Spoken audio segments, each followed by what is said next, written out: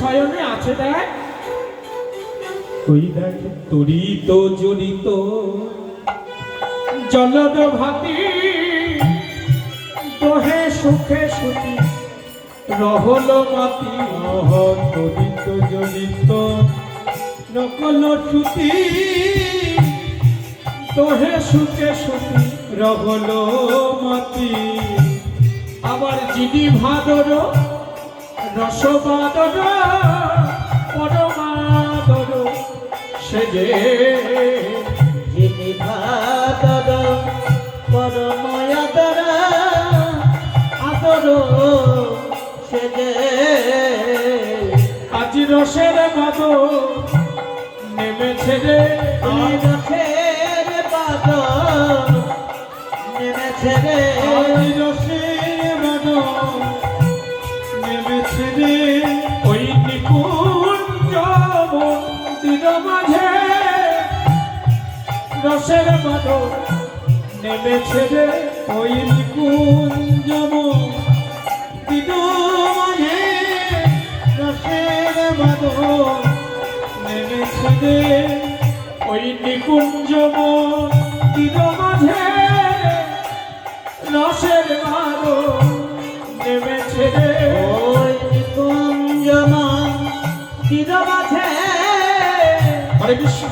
রসের বাদর ওমা, এর মধ্যে কেউ বৃন্দাবনে গিয়েছেন? কারে গিয়েছেন একটু হাত তুলুন। বৃন্দাবন দর্শনে গিয়েছেন, নিধুবন দর্শন করেছেন, যেখানে রাধা গোবিন্দ রাসলীলা করেছিল। আর নিকুঞ্জ মন্দির দেখবেন ওই নিধুবনের পাশ দিয়ে গলি দিয়ে একটু গেলেই ওই নিকুঞ্জ মন্দিরটি আছে, যেখানে বৃন্দাবনের অন্য গাছগুলি মানে সব জায়গার গাছ যেমন হয়, গাছের লতা পাতা মাথাটা উপরের দিকে থাকে, তাই কিনা? প্রত্যেকটি গাছের মাথা থাকে উপরের দিকে। আর ওই নিকুঞ্জ মন্দিরে দেখবেন যে গাছগুলি আছে, ওই গাছের মাথাগুলি সব নিচের দিকে। আজ রাধা গোবিন্দ ওই নিধুবনে রাসলীলা করে একটু আগে আগে নিকুঞ্জ মন্দিরে শয়নে আছে।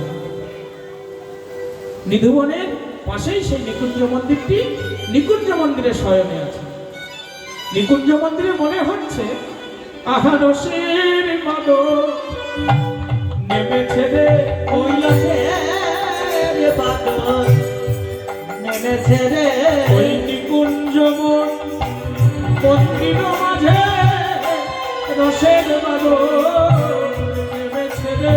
ওই নিকুঞ্জ মন্দির মাঝে আছে রসময়া রসমতী, নিকুঞ্জ মন্দির মাঝে আমার রসময়া রসমতী, ওই নিকুঞ্জ মন্দির মাঝে রসময়া রসমতী, নিকুঞ্জ মন্দির মাঝে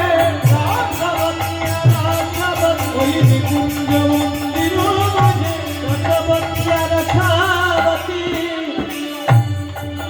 রসের বাদর নেমেছে।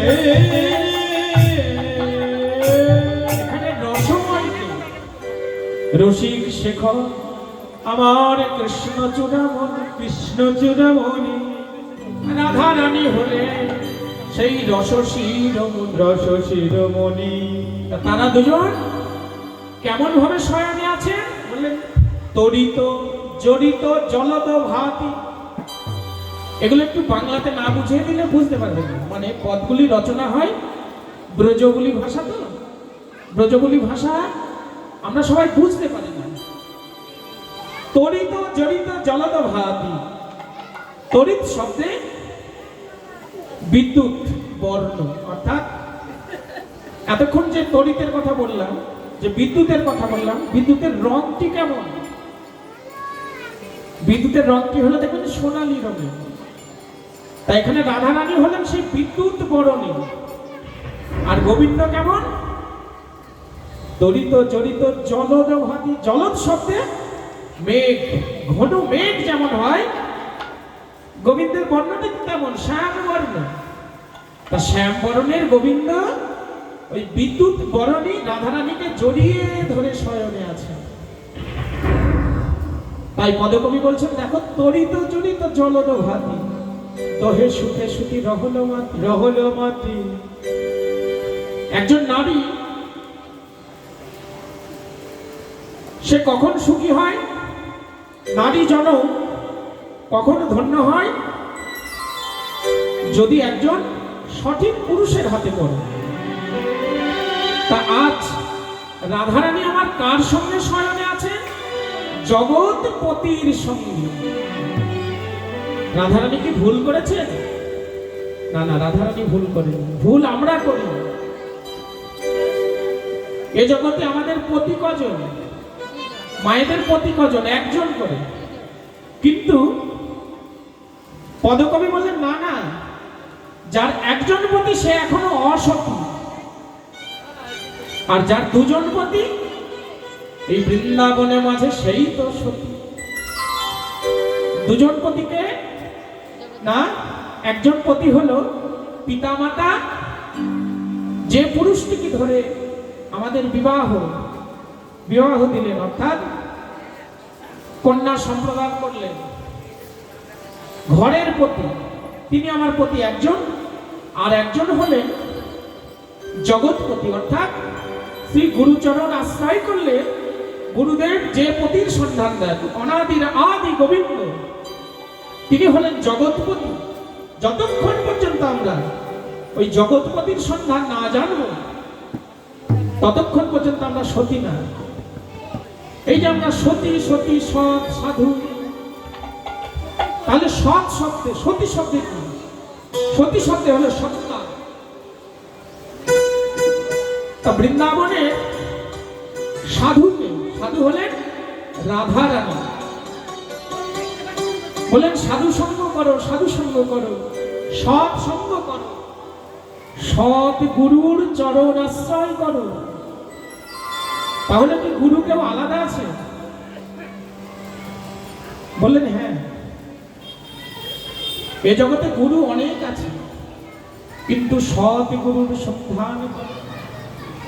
সৎ শব্দের সত্তা, নিজের সত্তাকে যিনি বাঁচাতে পারেন, নিজের সত্তাকে বাঁচিয়ে অপর আরেকজনকে বাঁচাবার সন্ধানে জানিয়ে দেন, তিনি হলেন সৎ গুরু।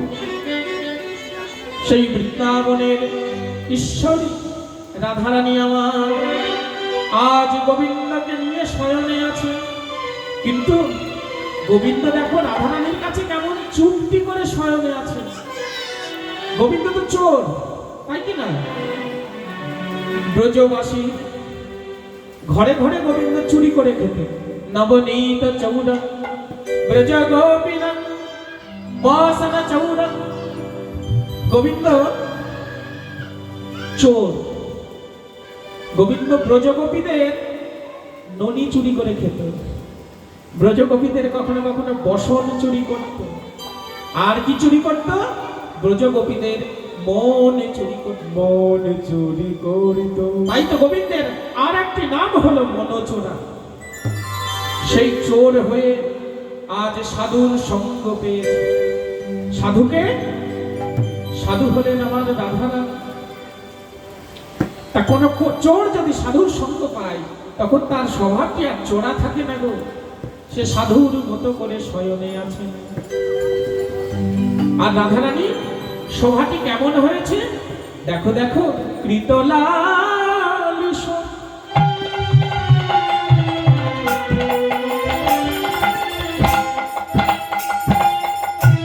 ওই ভুজবালিশ আলিশ নাই তেজে,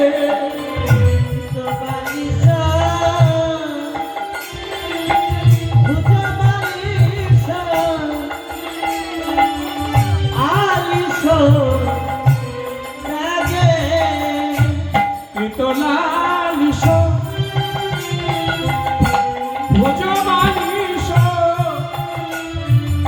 আলিশ নাহি তেজে। অর্থাৎ বললেন কৃতলালিশ ভুজবালিশ, ভুজ বালিশ, ভুজ শব্দে হাত গো হাত। হরে কৃষ্ণ। এই যে আমরা রাধা গোবিন্দের কুঞ্জের বর্ণনা, এই বর্ণনা শ্রবণ করতে হলে প্রথমে খুব হৃদয়টিকে নির্মল করে শ্রবণ করতে হয়। আমাদের ভিতরে যদি কোনো কামনা বাসনা জাগে, অপরাধ এসে যাবে না। হৃদয় নির্মল করে শ্রবণ করবে। বলেন কৃত লালিশ ভুজ বালিশ, অর্থাৎ সখীগণ যখন ওই কুঞ্জটি সাজালেন, কুঞ্জটিকে ফুল দিয়ে